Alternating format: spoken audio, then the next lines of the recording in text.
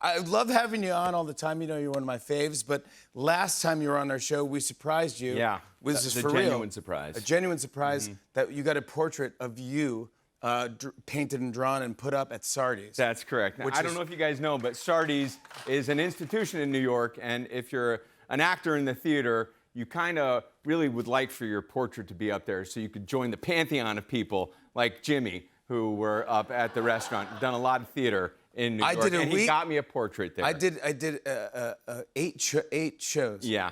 Yeah. And really I've worked been doing hard. theater here for 30 years. I said that last time.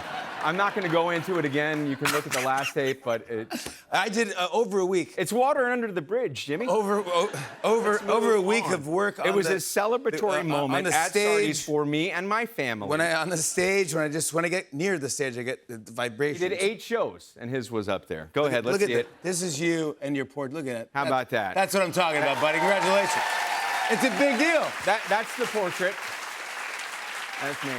I guess they took it from an older photograph. No, it's so good though. And you signed that here, by the way. You know, by the way, here's a real true story about Billy. You signed it because you were so nervous because we really didn't surprise you. I didn't believe it. Yeah, it was true. And so you wrote "finally" Billy Crudup on you signed it, but then you go, dude, I think I spelled "finally" wrong. Yeah, I was entirely confident that's in my how you spell. It's hard to spell under pressure.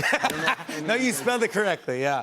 But then the best thing came because they do a big presentation at Sardi's and which was a little embarrassing. I didn't realize that. I thought they would just maybe put my portrait up and then I could go and see it. Like happen into Sardi's, say, oh, maybe we'll go for lunch at Sardi's today. What? There's a portrait of me? I had no, they have to do a whole thing. Yeah, they invited the cast from the play that I was working on, which was a little bit embarrassing. No, but my mom was there, and my mom was over the moon. She was the one who's really supported me, got me into acting from very early on. So she was as proud as she could possibly be. Is that the greatest thing in the whole world? There's Mom. There's Mom. Hey, we love you, Mom. Hey, Come on. Your son did pretty well. Your boy's doing good. Your boy's doing good. And I got to see the portrait of you as well. Oh, you did? Yeah. That wasn't the act. Let's see if they've got a. Oh yeah, there you go. That's the one. Photo. That was a selfie I took. That's my impression of Jimmy.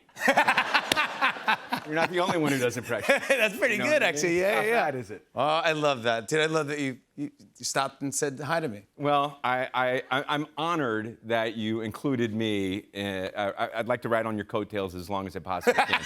But, you know, my family, seeing my mom there, my family has been incredibly supportive of me my entire career. And my brother has been like a bulldog and a bodyguard. The only one who wasn't invited early on was my dad, because he was always playing angles. He was kind of a con man, and he was a con man and a loan shark. And was he? A bookie. Yeah, he was a very fascinating guy, so I didn't want to bring him. Well, I'll give you an example of what kind of guy he was. He coached my Little League soccer team, and sometimes he would wake me up early on a Saturday and say, hey, Disky, we got to go for a run. He called me Disco because I liked to dance when I was younger. And so he's Disky, we got to go on a run. And I'd say, what? We got a deadbeat. We got to drop by on a deadbeat. Now, that meant that somebody hadn't paid him for the bet that they had illegally made with him. What? And that on my way to the Little League soccer game, he was going to collect the cash.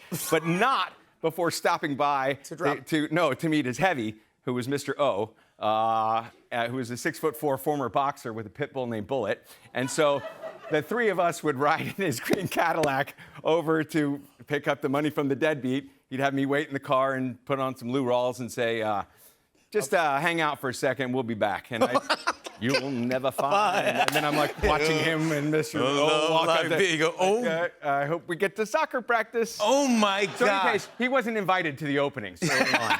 For fear. He never came to it. Well, he did. I was doing a film that was produced by Tom Cruise, and it was about a runner named Steve Prefontaine, and my dad was really interested in athletics because he bet on them. But oh my gosh. So he said, is there going to be a premiere? And I said, oh, no, Dad, I don't think there's going to be a premiere. It might, it's just going to come out. I don't know how Hollywood does these things. But it is going to be because you don't want him to come to the. Yeah, I was afraid that maybe he would corner some of the people that I was working with and propose a business opportunity. He was always looking for an investment on a potential business opportunity. And sure enough, I told him that we were at the Toronto Film Festival, and he goes, might have some business in Toronto. And I was like, well, okay. I mean, if you're there, that fine. And after the movie, I don't see him before the movie. I find him. He's cornered Tom Cruise, and is proposing a couple of business ventures. What was Tom like? Apparently, Tom was into it. Good job. Nothing ever happened. I think good job either way. Come on, you turned out fantastic. And by the way, I saw a picture of your son. There's a picture of your Billy Crudup's son, William, 21, towers over him as father-son pair strolled together in New York City. Man, he's tall. No, we were doing a reenactment of Lord of the Rings. I must have been on the curb. He's before. tall. He is tall. He is tall. He's much taller. His mom has got a lot of height in her family, but not me. And, you know, I realized that at a certain point as he was growing up that I was going to have to adjust the ways in which I disciplined him. So it went from, you know, all right, none of that. All right, that's a timeout. You and I are going to have to talk. Daddy's going to take a walk. You think about that next time you do that, okay? I'm going to walk around the block, and I hope you think about that. Let's talk about the morning show. This is yes. You're so good in this show. Gosh, you, oh my! Everybody's great in this, but you are fantastic. You've won 2 Emmys. Thank you. Playing this part. It's a hell of a part. Your character Corey is. I love him. He's something else. You're great. You love him. I do. You like what? The duplicity? The backstabbing? I do, but I like inner rage? I like that it's you. Watching you perform is a treat. I love it. I love it because I know you, and you're nothing remotely like anything you play. And I go, how does he do this? You're a magician, Thank dude. you, pal. I appreciate that. But what are the secrets? Because you're a real actor. It's the writing. It's always the writing. You know this with the jokes. It's the writing. You get it right, and all I have to do is execute it. Do you have any secrets to executing Corey? You work. I drill that all the time. I don't talk to anybody when I'm on set. I just stand in the corner, focus on my lines. I'm not very pleasant to be around. But it doesn't matter. You get the performance, yeah. Well, that's a sweaty job playing Corey because he speaks and thinks in paragraphs, and I don't typically. I mean, aside from that story about my dad, which came out of nowhere, I don't typically speak in paragraphs, and. He's very shrewd and very bright, and so I'm not in the same way. So I have to really just rehearse it and drill it myself all the time. So it's just a question of like professional execution. Do you know anyone like him at all? Well, there were 3 guys that I sort of based it on. There's this one friend of mine, Kevin Chinoy, who I went to college with, who's one of the smartest guys I know. But he's got such a expansive brain, he'll get tickled at his own ideas. So he'll start to think about something that never occurred to him before, and he'll just start cracking up to himself before he tells you what it is. Yes. And Corey's got a bit of that. Yes. So whenever Corey has a good idea, I start cracking up a little bit. That's such a good nuance. Just delighted by his own imagination. Yeah. He's like, oh. Yeah, and then a couple of guys I played poker with are total sharks, and they will stare you down and wear you out with the stare. And Corey's got some of that, too. Oh, it's so good. How do we set up this new season?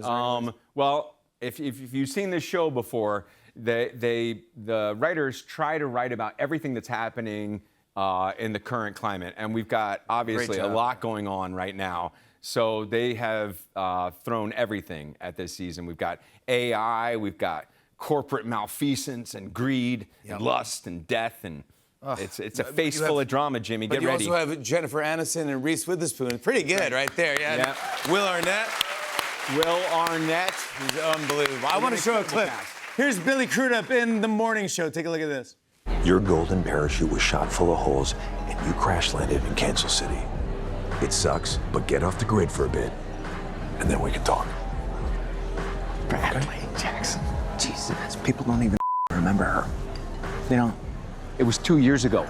That is a millennium in entertainment years. It would take a team of archaeologists to find her career. So unless she's dating Taylor Swift or discovered that she's a minor Kardashian, the world does not give a She really got you, huh? Oh, come on! Billy Crudup, everybody! Season 4 of The Morning Show premieres September 17th on Apple TV+. More Tonight Show after the break. Stick around. Go to Stardies.